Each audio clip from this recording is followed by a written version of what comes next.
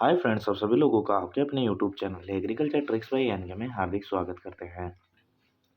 जैसा कि आप लोगों को पता है कि एग्रीकल्चर से रिगार्डिंग कोई भी अपडेट वगैरह आता है तो हम आप लोगों को वीडियो के माध्यम से प्रोवाइड करवाते रहते हैं। तो अपनी जो टेस्ट सीरीज चल रही थी उसके अंतर्गत आपको पता ही होगा कि जो अपने पास में अब जो दिन बचे हैं वो 34 दिन मात्र बचे हैं।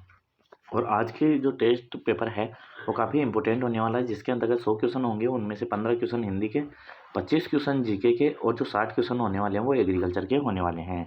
तो विदाउट किसी टाइम वेस्ट के अपन आज का पेपर स्टार्ट करते हैं। आपके पास में देखो कि फर्स्ट क्वेश्चन निकल के आ रहा है, वो आ रहा है आपका गवी शब्द का संधि विच्छेद होगा। तो गवी शब्द का जो सही संधि विच्छेद होगा वो कौन सा होगा? गो प्लस ईस होगा, गऊ प्लस ईस होगा, गौ प्लस ईस होगा, या इनमें से कोई नहीं।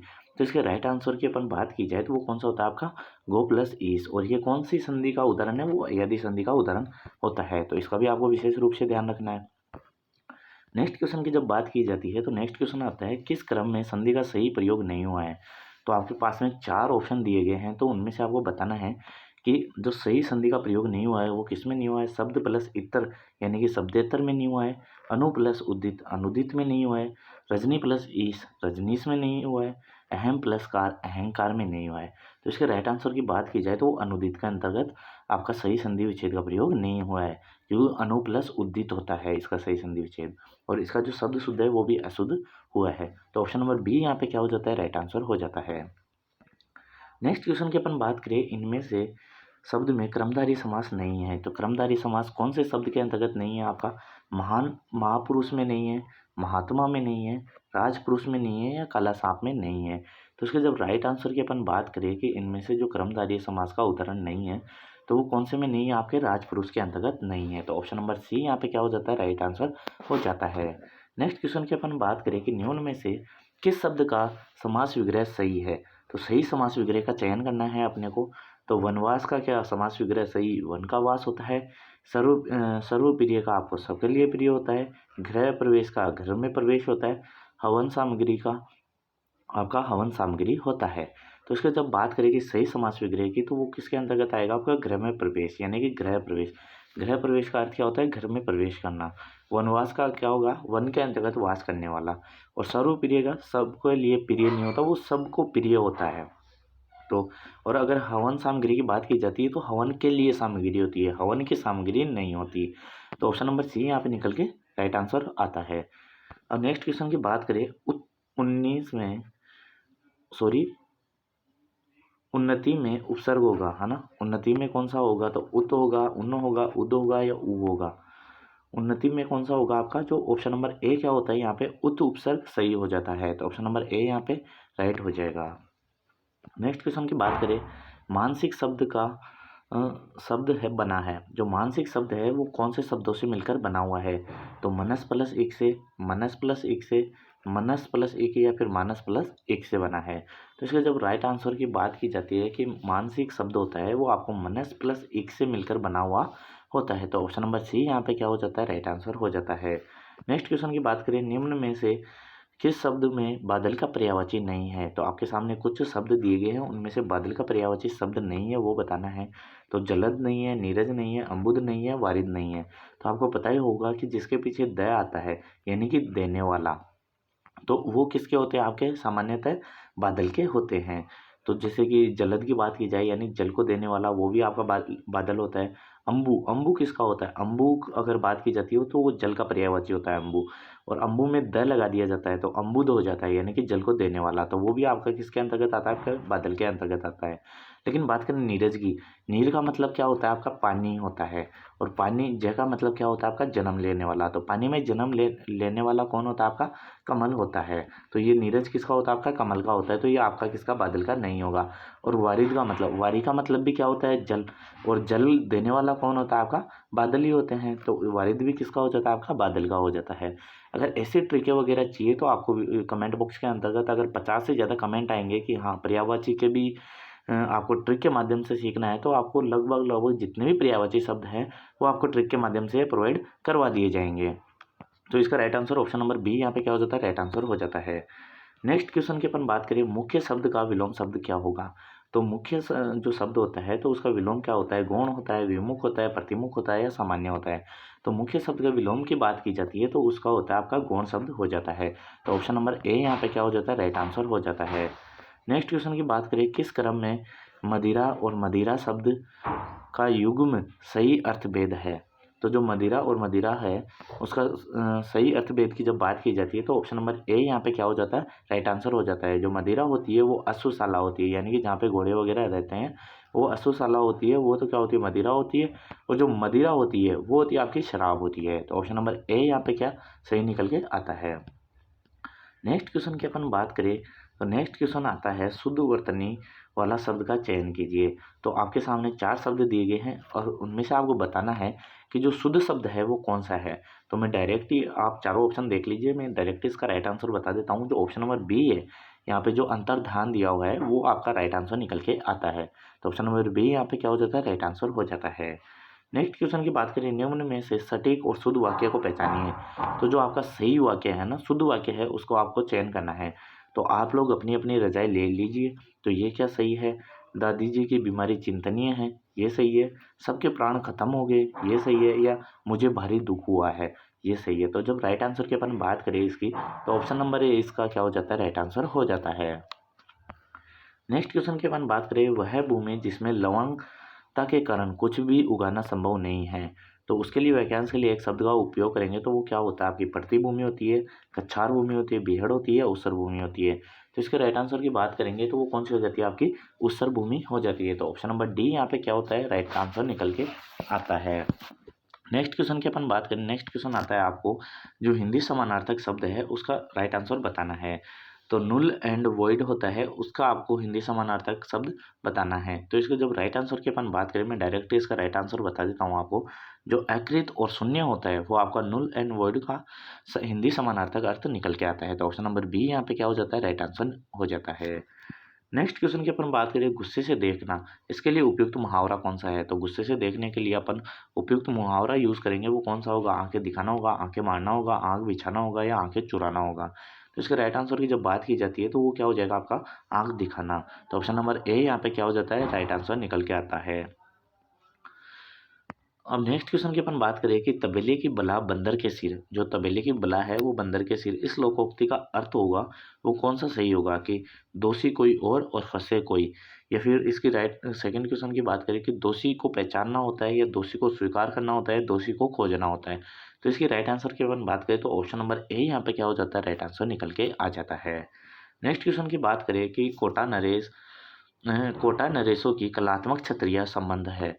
तो जो कोटा के नरेश थे उनकी कलात्मक छतरिया हैं, उनका संबंध किससे है। तो केसर बाग से है, चार बाग से है, समाधि उद्यान से है, चंबल उद्यान से है। तो राइट आंसर की बात करेंगे, ऑप्शन नंबर बी यहाँ पे क्या होता है, आपका राइट आंसर निकल के आता है। तो चार बाग क्या होता है, आपका राइट आंसर हो जाता है।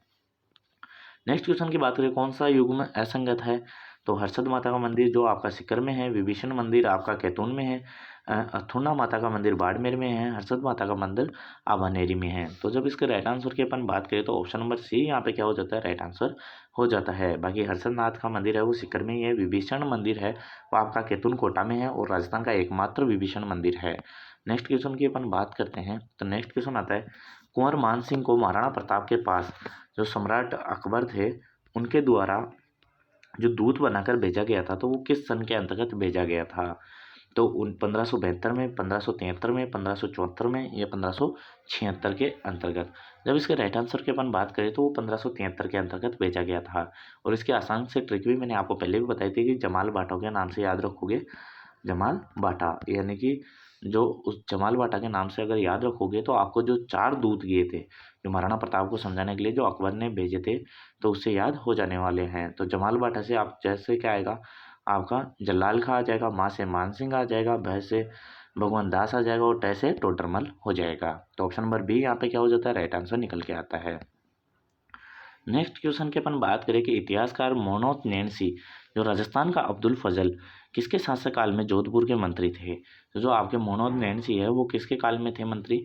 तो राव गज सिंह के टाइम पे थे, महाराजा जसवंत सिंह के टाइम पे थे, या महाराजा अजीत सिंह के टाइम पे थे, या महाराजा मान सिंह के टाइम पे थे। तो इसके राइट आंसर की बात करें, आपको पता ही होगा, ये आपके सिलेबस के अंतर्गत भी दिए गए हैं कि जो महाराजा जसवंत सिंह थे उसके शासनकाल के अंतर्गत जो मोनो और नैन्सी थे वो मंत्री पद पे थे। तो ऑप्शन नंबर बी यहाँ पे क्या होता है, राइट आंसर निकल के आता है।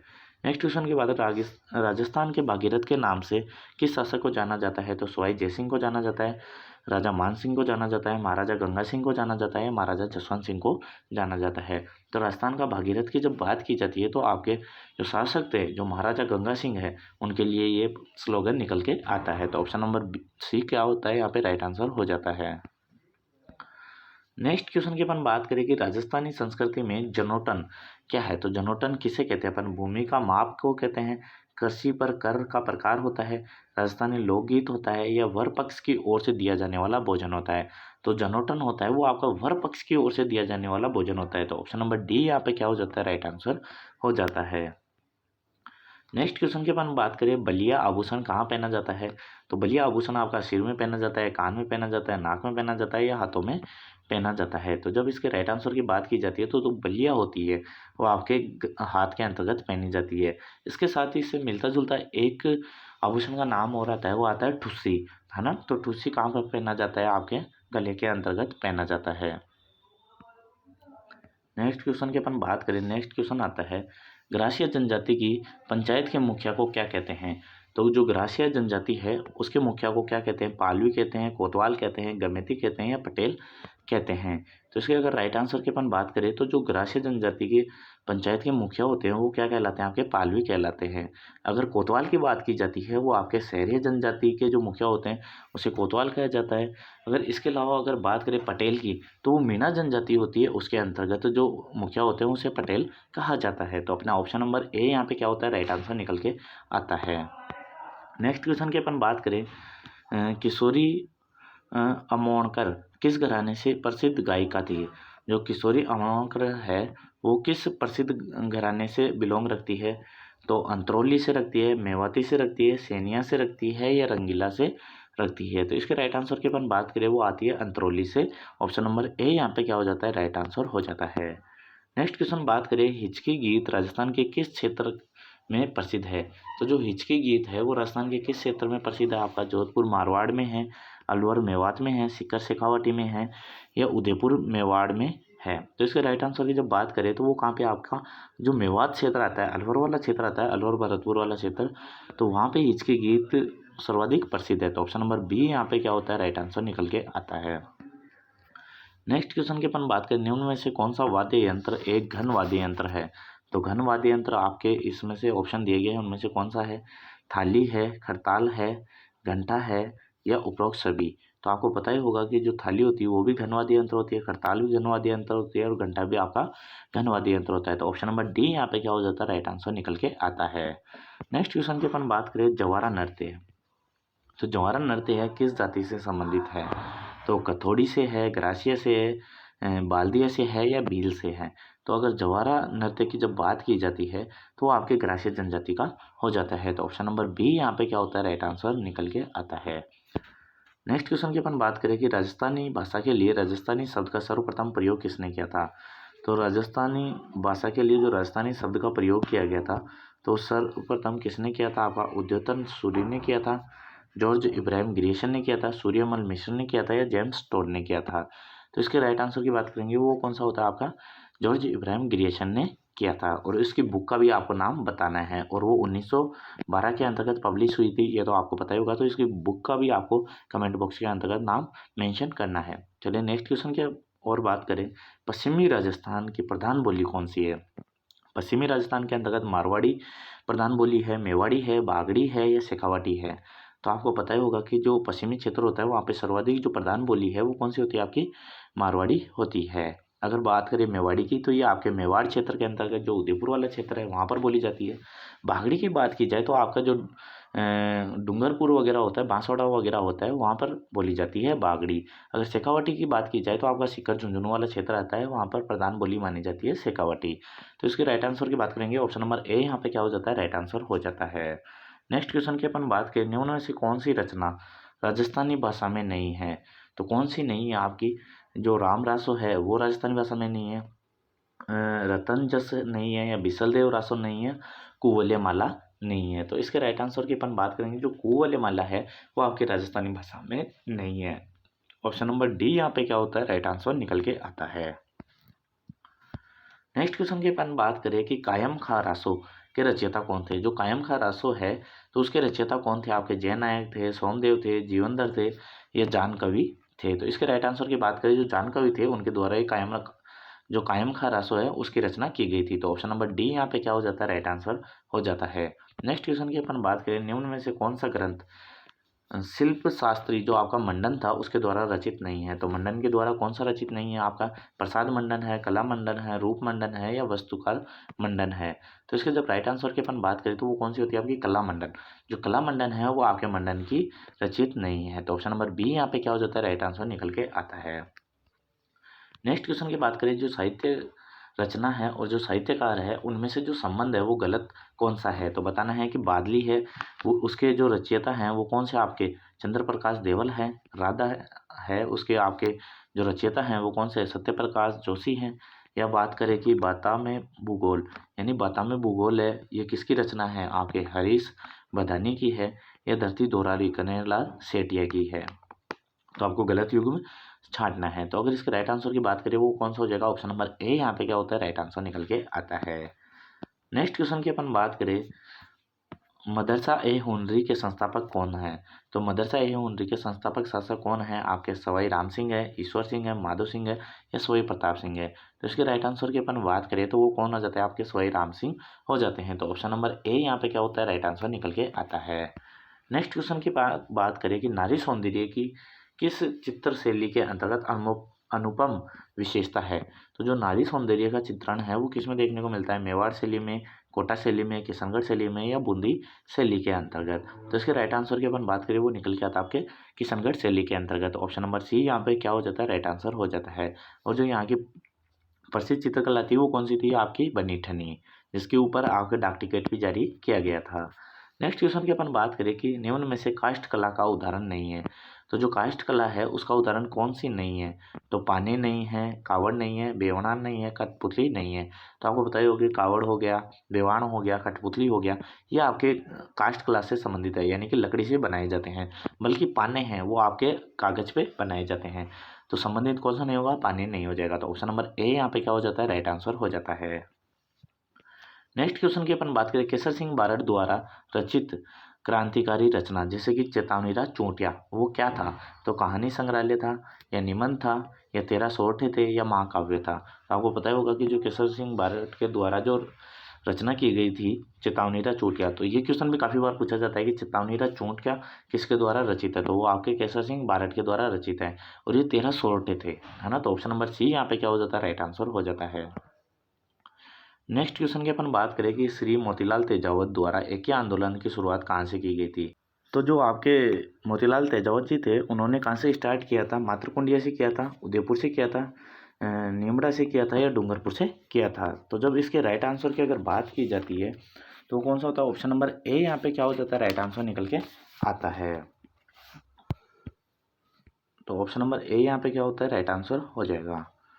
नेक्स्ट क्वेश्चन की अपन बात करें तो नेक्स्ट क्वेश्चन आता है बाड़मेर के सिवाना क्षेत्र में स्थित गोलाकार पहाड़ी क्या कहलाती है? तो बाड़मेर में जो सिवाना क्षेत्र के अंतर्गत जो गोलाकार पहाड़ियाँ हैं वो किस नाम से जानी जाती है?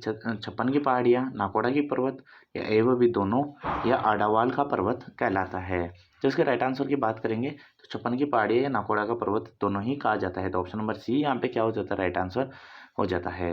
नेक्स्ट क्वेश्चन की अपन बात करें, नेक्स्ट क्वेश्चन आता है क्षेत्रफल की दृष्टि से राजस्थान का सबसे बड़ा भौगोलिक प्रदेश कौन सा है? तो क्षेत्रफल की दृष्टि से जब बात की जाती है कि जो सबसे बड़ा भौगोलिक प्रदेश आता है वो कौन सा होता है? मध्य अरावली पर्वतीय प्रदेश होता है, उत्तरी पश्चिमी मरुस्थल प्रदेश होता है या पूर्वी मैदानी प्रदेश होता है या दक्षिणी पूर्वी पठारी प्रदेश होता है? तो इसके राइट आंसर की अपन बात करें तो वो कौन सा होता है? आपका उत्तर पश्चिमी मरुस्थलीय प्रदेश होता है और सर्वाधिक भाग पे होता है। तो आपको पता होगा कि 60% भाग पे आपका मरुस्थलीय प्रदेश आता है और इसके अंतर्गत जो आपकी जो 40% जनसंख्या है वो यहाँ पे निवास करती है। चलिए नेक्स्ट क्वेश्चन की ओर बात करें। काफ़ी इंपॉर्टेंट क्वेश्चन है, काफ़ी महत्वपूर्ण क्वेश्चन है क्योंकि ये आपके जो अभी हाल ही के अंतर्गत एग्जाम होंगे वहाँ पे भी आपको देखने को मिलेगा ऐसे क्वेश्चन। बात करें अंतर्राष्ट्रीय ऊँट जो कैमल वर्ष है वो कब मनाया जाएगा? तो वो आपका 2021 में मनाया गया, 22 में, 23 में, 24 में। तो आपको पता ही होगा कि जो आपका 2024 है वो आपका अंतर्राष्ट्रीय ऊँट यानी कि कैमल वर्ष या कैमल ईयर के रूप में मनाया जाना प्रस्तावित है। तो ऑप्शन नंबर डी यहाँ पे क्या हो जाता है, राइट आंसर हो जाता है। नेक्स्ट क्वेश्चन की अपन बात करें कि पाले की स्थिति में किस उपाय से फसल को बचाया जा सकता है। तो अगर पाले की समस्या है तो अगर पाले के से बचाने के लिए आप कौन सा इनमें से उपाय उपयोग में लोगे, तो आप धुआं करोगे फील्ड के अंतर्गत, या सिंचाई करोगे, या 0.1% का आपको H2SO4 का छिड़काव करके, या उपरोक्त सभी। तो इसके राइट आंसर की अपन बात करें तो उसके अंतर्गत अपन क्या करेंगे कि धुएं करके भी अपन पाले से बचाया जा सकता है, सिंचाई करके बचाया जा सकता है, और 0.1% H2SO4 यानी कि गंधक का छिड़काव करके भी अपन पाले से बचाया जा सकता है। तो ऑप्शन नंबर डी यहाँ पे क्या होता है, आपका राइट आंसर निकल के आता है। नेक्स्ट क्वेश्चन की बात करें, गोबर की खाद में नाइट्रोजन प्रतिशत होती है।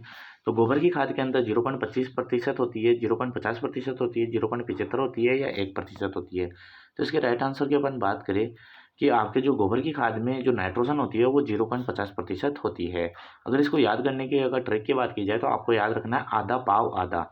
तो आधा पाव और आधा, तो मतलब कि आपको पता चल जाएगा कि अगर 50% क्या होता है नाइट्रोजन, 0.50%, 0.25% आपकी क्या हो जाएगा, आपका फास्फोरस हो जाएगा, और पोटेशियम भी 0.50% होता है। तो आधा पाव आधे से भी आपको याद हो जाने वाला है। तो ऑप्शन नंबर बी यहाँ पे क्या हो जाता है, राइट आंसर निकल के आता है। नेक्स्ट क्वेश्चन की अपन बात करें तो नेक्स्ट क्वेश्चन आता है आपका, निम्न में से कौन सी फसल अम्लीय सहनशील नहीं कर सकती, यानी कि अम्लता को सहन नहीं करने वाली फसल कौन सी है। तो आलू है, धान है, राई है, या रिजगा है। तो इसके राइट आंसर की अपन बात करें तो वो कौन सा हो जाता है, आपकी रिजगा होता है, वो अम्लीय सहनशील नहीं कर सकता। तो ऑप्शन नंबर डी यहाँ पे क्या हो जाता है, राइट आंसर हो जाता है। नेक्स्ट क्वेश्चन की बात करें, यूरिया उर्वरक का अम्लीय तुल्यांक होता है वो कितना होता है।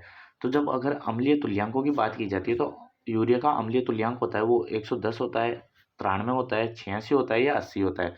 तो यूरिया के अम्लीय तुल्यांक की बात की जाती है तो वो कितना होता है, आपका 80 होता है। इसके अलावा बात करें अमोनियम सल्फेट होता है, तो अमोनियम सल्फेट के अंतर्गत आपको कितना देखने को मिलेगा, आपका 93% देखने को मिलेगा। अमोनियम क्लोराइड की बात की जाए या फिर एनहाइड्रस अमोनिया, जो सबसे ज़्यादा अम्लीय तुल्यांक होता है वो एनहाइड्रस अमोनिया का होता है, वो कितना होता है, 148 होता है। तो ये काफ़ी बार पूछा गया क्वेश्चन है और काफ़ी इंपॉर्टेंट क्वेश्चन है। नेक्स्ट क्वेश्चन की अपन बात करें, नेक्स्ट क्वेश्चन आता है आपका, निम्न में से कौन सा उर्वरक जो केवल प्राथमिक पोषक तत्व ही उपलब्ध करवाता है। तो वो कौन सा है, पोटेशियम नाइट्रेट है, डाई अमोनियम फॉस्फेट है, अमोनियम नाइट्रेट है, या उपरोक्त सभी हैं। तो इसके राइट आंसर की अपन बात करें तो वो सभी के सभी क्या आपके प्राथमिक पोषक तत्व ही उपलब्ध करवाते हैं। तो ऑप्शन नंबर डी यहाँ पे क्या हो जाता है, राइट आंसर हो जाता है। नेक्स्ट क्वेश्चन की बात करें, निम्न में से किस पोषक तत्व की कमी के लक्षण कलिका पर प्रदर्शित होते हैं। तो जो आपकी कलिका होगी ऊपर वाली उसके ऊपर प्रदर्शित होंगे। तो लोहे के होंगे, तांबे के होंगे, मोलिब्डेनम के, या कैल्शियम के। तो आपको पता होगा कि जो ऊपर वाली कलिकाएँ वगैरह होती है वहाँ पे सामान्यतः आपको कैल्शियम और बोरॉन की कमी देखने को मिलती है। और यही दो पोषक तत्व ऐसे हैं जो पौधे के अंतर्गत अचालक होते हैं, है ना। तो ऑप्शन नंबर डी यहाँ पे क्या हो जाता है, राइट आंसर हो जाता है। नेक्स्ट क्वेश्चन की अपन बात करें, निम्न में से कौन सा पोषक तत्व पौधों में ऊर्जा स्थानांतरण में सहायक होता है। तो पौधों में ऊर्जा स्थानांतरण करने के लिए पोषक तत्व कौन सा सहायक होता है, पोटेशियम होता है, नाइट्रोजन होता है, फास्फोरस होता है, या सल्फर होता है। तो इसके राइट आंसर की अपन बात करें तो वो कौन सा होता है, आपका फास्फोरस होता है। तो सी ऑप्शन नंबर सी यहाँ पे क्या हो जाता है, राइट आंसर हो जाता है।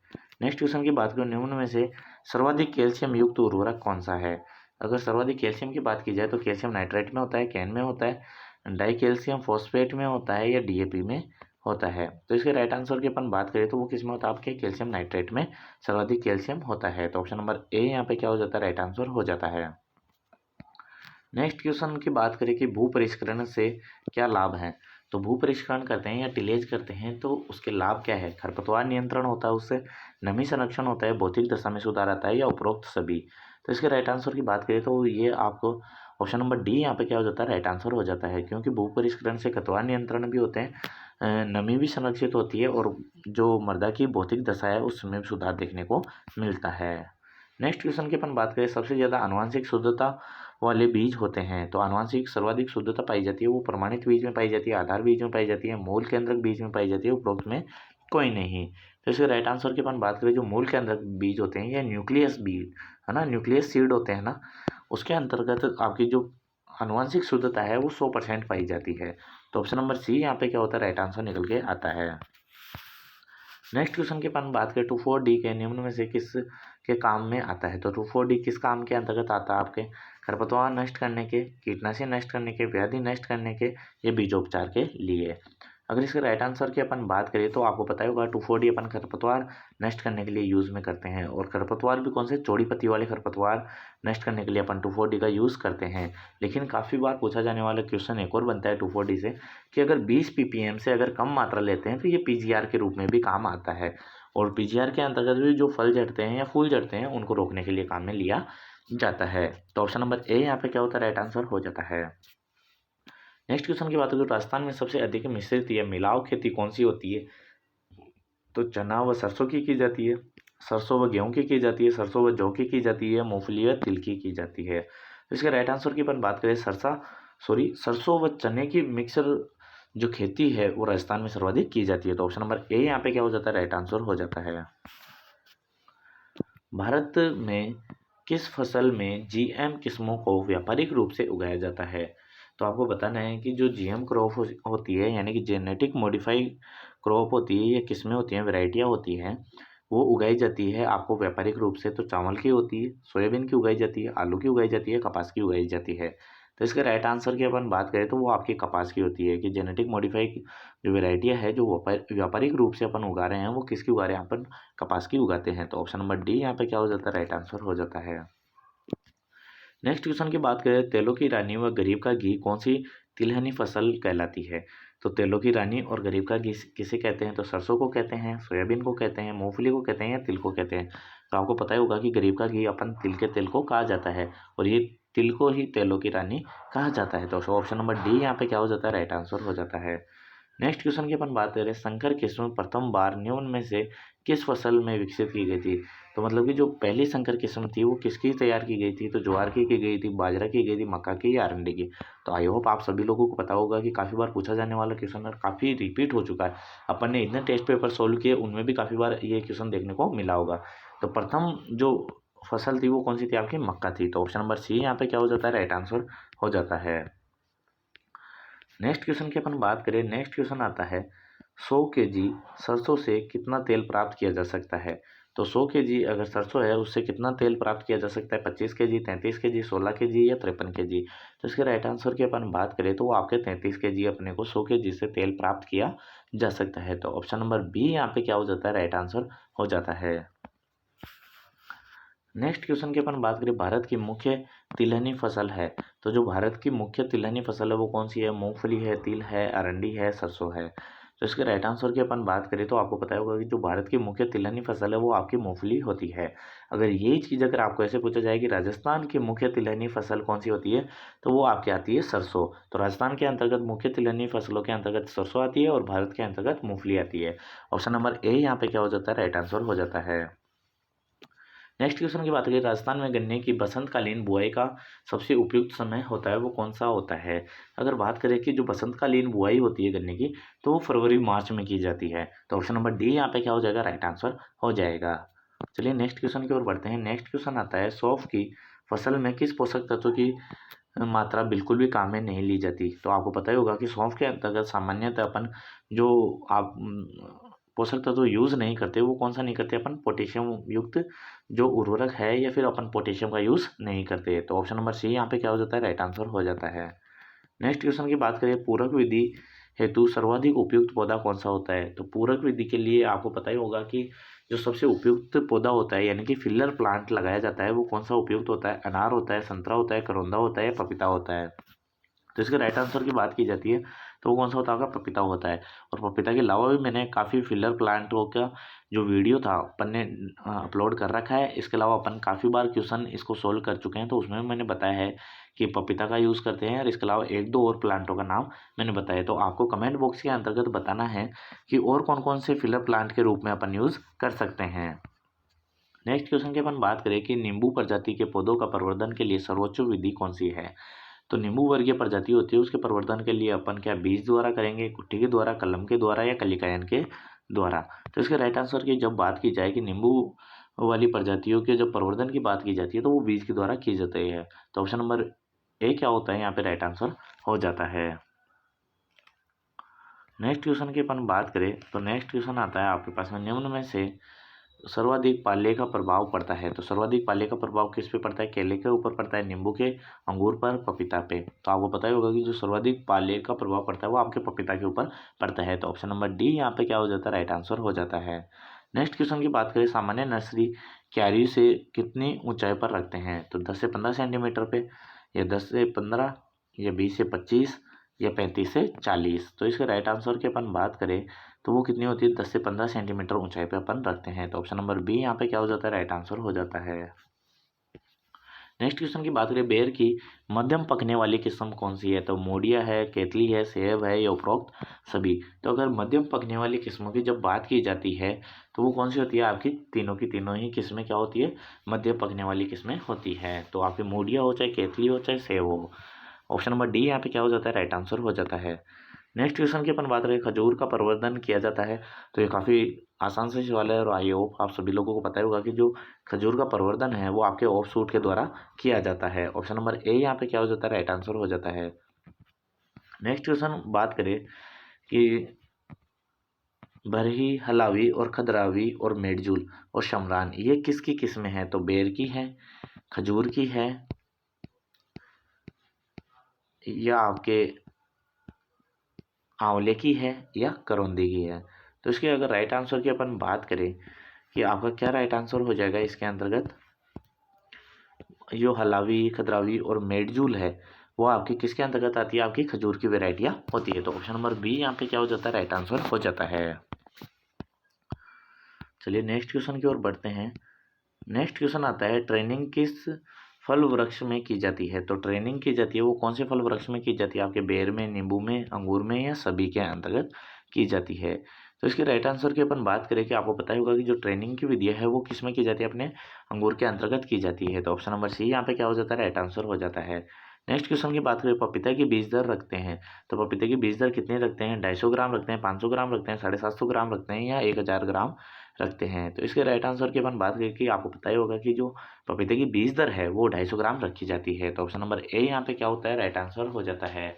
आम में फ्लोरिंग का सही समय कौन सा होता है? तो आम के अंतर्गत जो फ्लोरिंग देखने को मिलती है तो उसका सही समय कौन सा होता है? तो आपका मार्च से मई होता है, नवंबर से फरवरी होता है, सितंबर अक्टूबर होता है, या जून अगस्त होता है। राइट आंसर की बात करें, जो नवंबर से फरवरी तक का टाइम होता है वो फ्लावरिंग का टाइम माना जाता है। तो ऑप्शन नंबर बी यहाँ पे क्या होता है? राइट आंसर हो जाता है। नेक्स्ट क्वेश्चन की बात करें कि मिर्च में तीखापन किसके कारण होता है? तो कैप्सेथीन के कारण, कैप्सेथीन के कारण, या दोनों के कारण, या केरिकेसीन के कारण होता है। तो आपको बात करें कि जो आपका तीखापन होता है तो कैप्सेसीन के कारण होता है। तो ऑप्शन नंबर यहाँ पे कौन सा? यहाँ पे ऑप्शन नहीं दिया हुआ, लेकिन इसके अंतर्गत आप ऐड कर लेना। जो तीखापन होता है वो होता है कैप्सेसीन के कारण होता है। कैप्सेसीन के कारण क्या होता है? आपका तीखापन होता है। और अगर कैप्सेथीन की बात की जाए तो उसके कारण लाल रंग होता है ना। इसका विशेष रूप से आपको ध्यान रखना है। चलिए नेक्स्ट क्वेश्चन की ओर बढ़ते हैं। नेक्स्ट क्वेश्चन आता है, निम्न में से कौन सी फसल जो सब्जी वाली होती है जिसे सीधा बोया जाता है? तो इनमें से बताना है कि जिसकी नर्सरी तैयार ना करके अपन डायरेक्ट ही बो सकते हैं। तो टमाटर की खेती है, बैंगन की है, भिंडी की है, या उपरोक्त सभी। तो इसके राइट आंसर की अपन बात करें, जो भिंडी होती है उसको अपन सीधा ही बोया जाता है। तो ऑप्शन नंबर सी यहाँ पे क्या हो जाता है? राइट आंसर हो जाता है। नेक्स्ट क्वेश्चन की बात करें, अर्का सूर्या, पूसा विश्वास किस्म किसकी है? तो जो अर्का सूर्या और पूसा विश्वास है वो आपके टमाटर की वेराइटियां हैं, या लौकी की है, कद्दू की है, या खीरे की है। तो इसके राइट आंसर की बात करें, जो अर्का सूर्या और पूसा विश्वास है वो आपकी लौकी की किस्में होती है। तो ऑप्शन नंबर बी यहाँ पे क्या हो जाता है? राइट आंसर हो जाता है। और सॉरी, लौकी की नहीं, कद्दू की होती है ये, है ना। तो ऑप्शन नंबर सी यहाँ पे क्या हो जाता है? राइट आंसर हो जाता है। नेक्स्ट क्वेश्चन की बात करें, प्याज की तुड़ाई जो हार्वेस्टिंग इंडेक्स है तो वो कौन सी होती है? जो सूचकांक होगा वो कौन सा होगा? आपके बोल्टिंग होगा, डिसेकलिंग होगा, या नेक फॉल होगा, या मृदा में क्रैकिंग्स होगा। तो इसके राइट आंसर की बात करें, जो नेक फॉल अवस्था होती है वो आपकी तुड़ाई सूचकांक होती है प्याज के अंतर्गत। ऑप्शन नंबर सी यहाँ पे क्या हो जाता है? राइट आंसर हो जाता है। नेक्स्ट क्वेश्चन की बात करें कि फावरी, एग्री फाउंड वाइट और G41 ये किस्में किसकी है? आपकी धनिया की है, लहसुन की है, प्याज की है, या जीरे की है। तो अगर बात करें जहाँ पे एग्री फाउंड वाइट देखने को मिलेगा, ये आपको पता ही होगा काफ़ी फेमस वेराइटी है और वो किसकी होती है? आपकी लहसुन की होती है। तो ऑप्शन नंबर बी यहाँ पे क्या हो जाता है? राइट आंसर हो जाता है। नेक्स्ट क्वेश्चन की अपन बात करें, उनमें से कंपोजिटी कुल नहीं है। तो किसका कंपोजिटी कुल नहीं है? तो गेंदे का नहीं है, गुलदाउदी का नहीं है, जरबेरी का नहीं है, रजनीगंधा का नहीं है। तो इसका राइट आंसर की बात करेंगे, जो रजनीगंधा होता है उसका कंपोजिटी कुल नहीं होता है। ऑप्शन नंबर डी यहाँ पे क्या हो जाता है? राइट आंसर हो जाता है। नेक्स्ट क्वेश्चन की बात करें, विथिनिन पाया जाता है। तो विथिनिन किस में पाया जाता है? जेट्रोफा के अंतर्गत, सफेद मूसली में, अश्वगंधा में या सनाई के अंतर्गत पाया जाता है। तो इसकी बात करें कि जो विथिनिन पाया जाता है तो अश्वगंधा के अंतर्गत पाया जाता है। नेक्स्ट क्वेश्चन की अपन बात करें, रासायनिक परिरक्षण के जो रसदार फल और स्क्वैश को परिरक्षित करने के लिए उपयोग में लिया जाता है। तो जो आपके रसदार फल वगैरह होते हैं और स्क्वैश वगैरह को अगर परिरक्षित करना है आपको, तो क्या यूज़ में लोगे? सोडियम बेंजोएट लोगे, एसिटिक अम्ल लोगे या पोटेशियम मेटाबाइसल्फेट लोगे? तो अगर इसके राइट आंसर की अपन बात करें तो वो कौन सा हो जाएगा? पोटेशियम मेटाबाइसल्फेट यानी कि PMS यूज़ में लेते हैं। नेक्स्ट क्वेश्चन की अपन बात करें, नेक्स्ट क्वेश्चन आता है, फलों को किस तापक्रम पर परिरक्षित किया जाता है? तो 100 डिग्री सेंटीग्रेड पर, 90 डिग्री सेंटीग्रेड पर, 110 डिग्री सेंटीग्रेड पर या 121 डिग्री सेंटीग्रेड पर किया जाता है? तो जब फलों की बात की जाती है तो उसको परिरक्षण की बात की जाएगी तो आपके 100 डिग्री सेंटीग्रेड पे किया जाता है। और यही क्वेश्चन अगर आपके सब्जियों के लिए पूछा जाता है तो आपको 101 डिग्री करके आना है। तो अपन बात करें इसके राइट आंसर की, तो ऑप्शन नंबर ए यहाँ पे क्या हो जाता है? राइट आंसर हो जाता है। नेक्स्ट क्वेश्चन की बात करें कि भारत में फलों का राजा आम है, तो राजस्थान में फलों का राजा कौन होगा?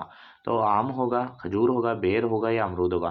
तो आपको बताया होगा कि राजस्थान के अंतर्गत जो फलों का राजा होता है वो कौन सा होता है? आपका बेर होता है। तो ऑप्शन नंबर सी यहाँ पे क्या हो जाता है? राइट आंसर हो जाता है। नेक्स्ट क्वेश्चन की बात करें, केंद्रीय अश्व प्रजनन फार्म कहाँ पर स्थित है? तो अश्व प्रजनन फार्म है वो एटा मथुरा यूपी में है, मखदूम में है, करनाल में है या हिसार हरियाणा में है? तो जब अश्व प्रजनन फॉर्म की बात की जाती है वो कहाँ पे? आपका हिसार के अंतर्गत है। तो ऑप्शन नंबर डी यहाँ पे क्या हो जाएगा? राइट आंसर हो जाएगा। नेक्स्ट क्वेश्चन की अपन बात करें, निम्न में से कौन सी प्रथम डिजिटल पशु जनगणना थी? तो जो अभी हाल ही के अंतर्गत हुई थी, जो आपकी 20वीं पशु गणना थी, है ना, तो वो कौन सी थी पशु गणना थी? वो उसके अंतर्गत डिजिटल पशु गणना की गई थी। तो वो कौन सी थी? आपकी 20वीं थी। तो ऑप्शन नंबर डी यहाँ पे क्या हो जाता है? राइट आंसर निकल के आता है। नेक्स्ट क्वेश्चन की बात करें, कुक्कुट संख्या में कौन सा राज्य प्रथम है? तो जो आपके पोल्ट्री वगैरह होती है उसके अंतर्गत अगर प्रथम राज्य की अगर बात की जाए कि प्रथम राज्य का नाम आता है वो किसका आता है? आपका तमिलनाडु का आता है। तो ऑप्शन नंबर सी यहाँ पे क्या हो जाता है? राइट आंसर हो जाता है।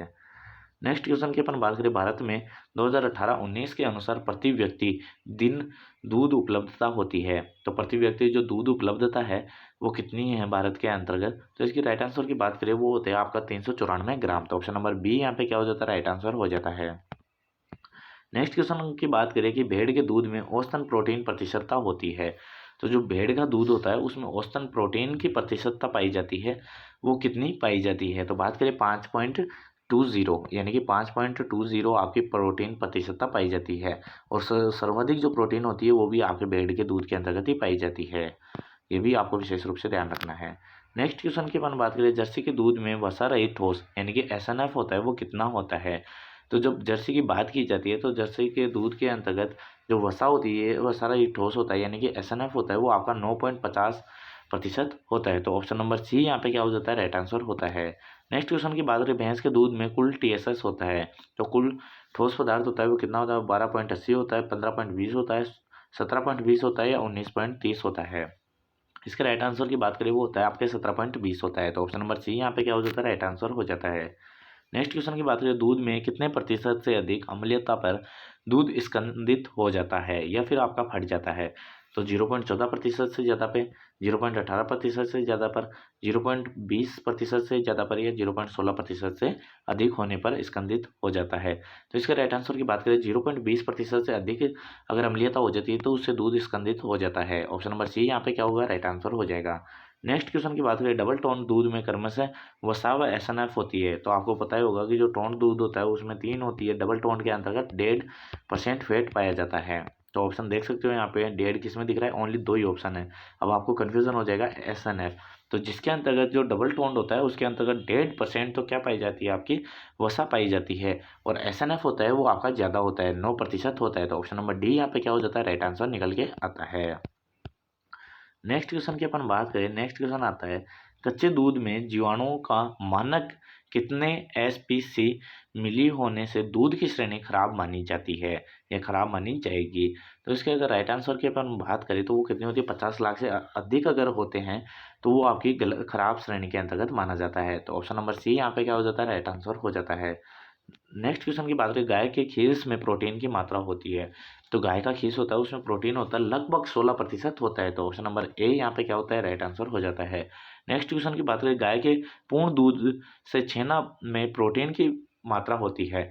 तो जो दूध से छेना बनाया जाता है, और आपको पता होगा कि जो सर्वाधिक उचित यानी कि अच्छी प्रकृति का छेना बनाना है तो आपको गाय का दूध ही यूज़ करना चाहिए। तो छेने के अंतर्गत जो प्रोटीन की मात्रा होगी वो कितनी होगी, तो 16%, 17%, 21% या 22% होती है। तो इसकी बात करेंगे तो 17.5 इसके अंतर्गत क्या होगा, आपका छेना में प्रोटीन की मात्रा पाई जाती है। तो ऑप्शन नंबर बी यहाँ पर क्या हो जाएगा, राइट आंसर हो जाएगा। नेक्स्ट क्वेश्चन की अपन बात करें, बकरी की विदेशी नस्लों में कौन सी दुधारू नस्ल नहीं है। तो आपके सामने 4 ऑप्शन दिए गए हैं, तो इनमें से दुधारू नस्ल कौन सी नहीं है, सानेन नहीं है, टोगनबर्ग नहीं है, एल्पाइन नहीं है या डॉन नहीं है। तो इसके जब राइट आंसर की अपन बात करें तो वो कौन सी हो जाएगी, डॉन। तो ऑप्शन नंबर डी यहाँ पे क्या हो जाता है, राइट आंसर हो जाता है। नेक्स्ट क्वेश्चन की बात करें, निम्नलिखित में से गाय की संकर नस्ल नहीं है। तो कौन सी नहीं है, ब्राउन स्विस नहीं है, करंट फ्रीज नहीं है, करंट स्विस नहीं है, फ्रिजवाल नहीं है। तो इसके राइट आंसर की अपन बात करें, जो ब्राउन स्विस है वो आपके संकर से तैयार नहीं की गई है। तो आपके ऑप्शन नंबर ए यहाँ पे क्या होता है, राइट आंसर हो जाता है। नेक्स्ट क्वेश्चन की बात करें कि रंग काला, शाही तथा त्वचा चमकीली मुलायम भैंस की किस नस्ल की पहचान है। तो ये तो काफ़ी आसान क्वेश्चन है और काफ़ी बार पूछा गया क्वेश्चन है। तो आपको पता होगा कि जो काला रंग की त्वचा वाली भैंस होती है वो कौन सी होती है, आपकी मुर्रा होती है। तो ऑप्शन नंबर ए क्या होता है, यहाँ पे राइट आंसर हो जाता है। नेक्स्ट क्वेश्चन की बात करें कि बकरी की ग्रामीण तथा कठोर इलाके में पालने हेतु उपयुक्त नस्ल कौन सी है। तो अब बात करें, बारबरी होती है, बीटल होती है, जमुनापारी होती है या जकराना होती है। तो इसके राइट आंसर की जब बात की जाती है वो कौन सी होती है, आपकी जमुनापारी होती है, कि ग्रामीण इलाकों में पालने के लिए और कठोर इलाकों में पालने हेतु उपयुक्त नस्ल मानी जाती है। तो ऑप्शन नंबर सी यहाँ पे क्या हो जाता है, राइट आंसर हो जाता है। नेक्स्ट क्वेश्चन की बात करें, भेड़ की वह नस्ल जो उत्तरी हिमाचल क्षेत्र में नहीं है। तो उत्तरी हिमाचल क्षेत्र में नहीं पाई जाती है या नहीं है वो कौन सी है, भद्रावल है, बकरवाह है या गुरेज है या बेलारी है। तो इसका अगर राइट आंसर की अपन बात करें तो वो कौन सी हो जाएगी, आपकी बेलारी। या आपके हिमाचल वाले प्रदेश में नहीं पाई जाती है। तो ऑप्शन नंबर डी यहाँ पे क्या हो जाता है, राइट आंसर हो जाता है। नेक्स्ट क्वेश्चन की अपन बात करें, 2 कुबड़ वाले ऊँट भारत में कहाँ देखने को मिलते हैं। तो ये क्वेश्चन आपका पहले भी पूछा गया है, जेट में पूछा गया है, सुपरवाइजर में पूछा गया क्वेश्चन है। तो आपको पता ही है कि 2 कुबड़ वाले ऊँट है वो सामान्यतः लद्दाख में देखने को मिलते हैं। तो ऑप्शन नंबर सी यहाँ पे क्या हो जाता है, राइट आंसर हो जाता है। नेक्स्ट क्वेश्चन की बात करें, मुर्गियों के किस रोग में मुंह तथा ग्रास नली की म्यूकस झिल्ली को प्रभावित होती है। तो वो फाउल पॉक्स में होती है, न्यूकेसल में होती है, खूनी पेचिस में होती है, बर्ड फ्लू में होती है। तो इसके राइट आंसर की जब बात की जाती है तो वो कौन सी होती है, फाउल पॉक्स के अंतर्गत जो आपकी मुर्गियाँ होती है तो उसके मुंह और ग्रास नली और जो म्यूकस होती है वो झिल्ली प्रभावित होती है। तो ऑप्शन नंबर ए यहाँ पे क्या हो जाता है, राइट आंसर हो जाता है। नेक्स्ट क्वेश्चन की बात करें, कौन सी जेनेटिक बीमारी है जो पशुओं से मनुष्य या मनुष्य से पशुओं में फैल जाती है। तो पशु प्लेग है, एंथ्रेक्स है, एफएमडी है या ब्लैक वाटर है। तो ये क्वेश्चन आपका 2018 के अंतर्गत भी पूछा गया क्वेश्चन है। जो आपकी एग्रीकल्चर सुपरवाइजर थी उसके अंदर 2018 के अंतर्गत पूछा गया था कि पशुओं से मनुष्य में होने वाली बीमारी कौन सी है। और वही क्वेश्चन ये पूछा गया है कि मनुष्य से पशु के अंतर्गत और पशु से मनुष्य में कौन सी रोग फैल सकता है। तो वो कौन सा होता है, आपका एंथ्रेक्स होता है। तो ऑप्शन नंबर बी यहाँ पे क्या हो जाता है, राइट आंसर हो जाता है। तो आई होप फ्रेंड्स अगर वीडियो पसंद आए तो ज़्यादा से ज़्यादा लाइक करें और शेयर करना ना भूलिए। थैंक यू फ्रेंड्स, मिलते हैं नेक्स्ट वीडियो में नेक्स्ट अपडेट के साथ।